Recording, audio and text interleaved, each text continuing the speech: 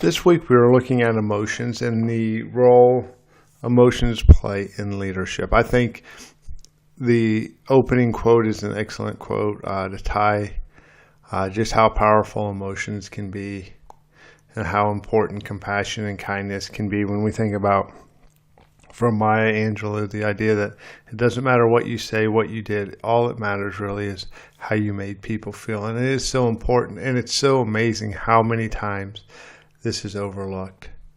Something as simple as making someone feel welcome, someone feel important. Those type of things are so easy to do, but oftentimes they're overlooked. And whether you're at work, in a community, wherever it is, those are the type of things that make you decide, am I going to stay here, or am I going to go somewhere else or try something else? So it's something we need to make sure that we can capitalize on, which is difficult because we've been trained to box up a lot of our emotions and not always show these emotions. And in reality, we should embrace these emotions. And as we've gone through this course looking at mindfulness and the idea that we start inward, we look inward before we go outward, and we need to embrace our own emotions and become comfortable with them. It really does help us feel alive and feel like we're in the moment, feel like we're being present.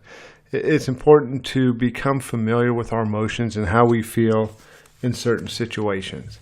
What does anger feel like? What does happiness feel like? What does nervousness feel like?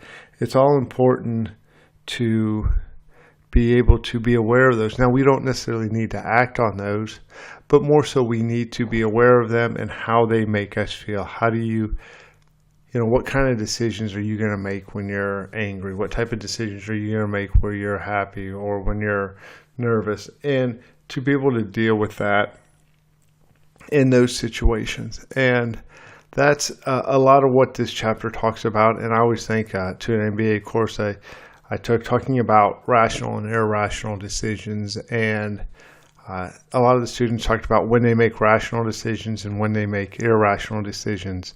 And a lot of the irrational decisions were because of their emotions. At the time, they were frustrated, angry, whatever it was, and they made an irrational decision. And that can become very costly over time if we make these irrational decisions because we let our emotions get in the way of the situation. So as a mindful leader, yes, we're going to have this. You're going to feel angry. You're going to feel nervous. That's fine. Okay, how does that feel?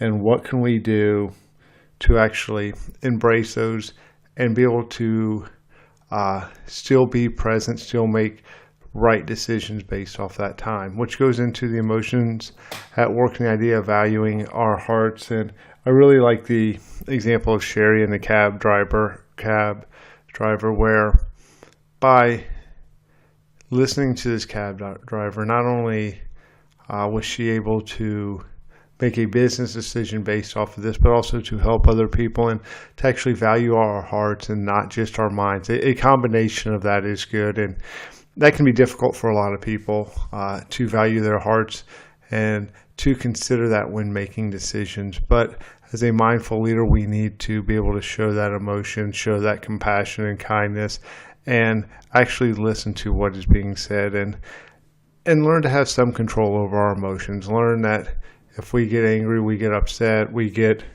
nervous, that's fine. But how can we control those emotions and still make the correct decision?